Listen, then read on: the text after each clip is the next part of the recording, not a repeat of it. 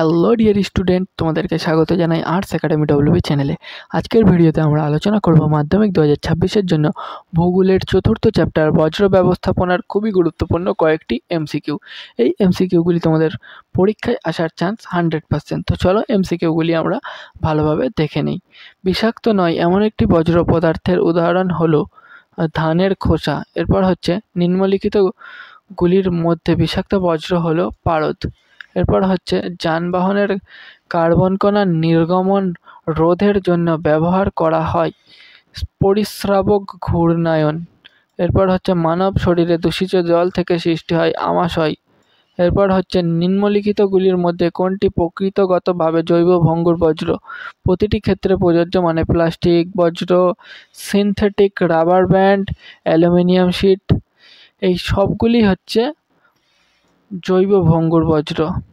এরপর হচ্ছে নগর বজ্র মাটিতে পুঁতে দেওয়ার পদ্ধতি হলো জমি ভরাট করা।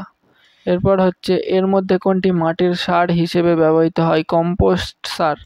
এরপর হচ্ছে দ্রুত প্রকৃতিতে মিশে যায় গ্যাসীয় বজ্র। এরপর হচ্ছে সংগৃহীত পৌর বর্জ্য শহর থেকে দূরে মাটিতে পুঁতে দেওয়ার পদ্ধতি হলো ল্যান্ডফিল। এরপর হচ্ছে বজ্র সীসা দূষণে যে রোগ সৃষ্টি হয় ডিসলেক্সিয়া রোগ হয়। ব্ল্যাকফুট রোগটি যার প্রভাবে হয়? আর্সেনিক দূষণের প্রভাবে হয়।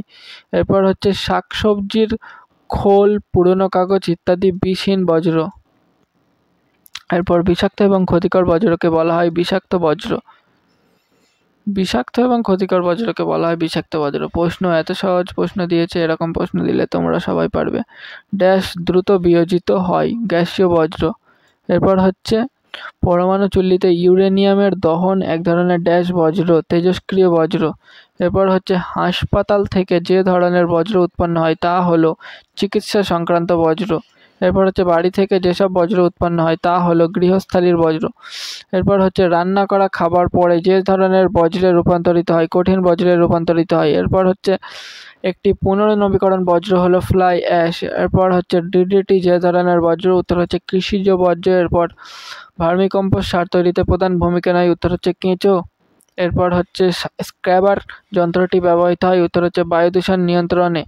এরপর হচ্ছে একটি বিষহীন বজ্র পদার্থ হলো বাজারের বজ্র পদার্থ। এরপর হচ্ছে নমামি গঙ্গা পরিকল্পনা হলো গঙ্গার দূষণ নিয়ন্ত্রণ পরিকল্পনা। এরপর হচ্ছে জীব বিশ্লেষ্য বজ্রগুলিকে ব্যাকটেরিয়ার দ্বারা বিশ্লেষণ করার পদ্ধতিকে বলে কম্পোস্টিং।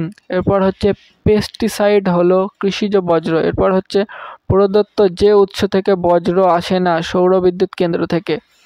এরপর তোমাদের হচ্ছে জীবাণু দ্বারা বজ্রের বিয়োজন হলো কম্পোস্টিং। এরপর হচ্ছে পুনর্নবীকরণযোগ্য একটি বজ্র হলো প্লাস্টিকের বোতল। এরপর হচ্ছে প্রদত্ত বজ্র পদার্থটি যে জৈব ভঙ্গুর বজ্র সবকটি প্রযোজ্য প্লাস্টিক, অ্যালুমিনিয়াম, কৃত্রিম রবার বজ্র, এগুলি সবই হচ্ছে জৈব অভঙ্গুর বজ্র।